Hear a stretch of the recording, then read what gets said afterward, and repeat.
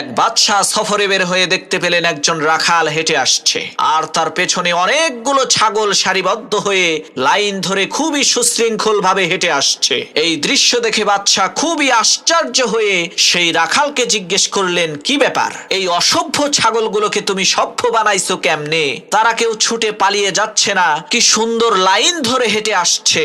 তখন সেই রাখাল বলল, মহামান্বিত বাদশাহ, আমার এই ছাগলগুলোর মধ্য থেকে যে লাইন থেকে বের হয়ে যায় তাকে এমন পিটুনি দেই ভবিষ্যতে সে আর কখনোই লাইন থেকে বের তো হয়ই না, বরং ওই একটা ছাগলকে পিটুনি খেতে দেখে বাকি সবগুলো ছাগল ঠিক হয়ে যায়। রাখালের এই কথা শুনে বাদশা বলল, তোমার এই অসভ্য ছাগলগুলোকে যেইভাবে তুমি সভ্য বানিয়েছো, ঠিক একই ভাবে আমার এই দেশের অসভ্য মানুষগুলোকে তুমি কি সভ্য বানাতে পারবে?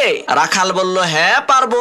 বাদশা বলল, তাহলে আজ থেকে তুমি প্রধান বিচারপতির দায়িত্ব পালন করবা। পরের দিন এক চোরের বিচার হবে। প্রধান বিচারপতির দায়িত্বে থাকা সেই রাখাল হুকুম করলেন, আমি মহান আল্লাহ রাব্বুল আলামিনের পবিত্র কালাম কোরআনের বিধান অনুযায়ী ফয়সালা করছি, তোমরা এই চোরের হাতটা কেটে দাও। রাখালের এই কথা শুনে উজির বললেন, বিচারক মহোদয়, আপনি তো নতুন বিচারকের দায়িত্ব পেয়েছেন, তাই হয়তো বা জানেন না এই চোর কিন্তু আমাদের নিজেদেরই লোক। তখন বিচারপতি রাখাল বললেন, তোমরা এই চোরের হাত কেটে দাও, আর সাথে সাথে এই মন্ত্রীর জিহ্বাও কেটে দাও।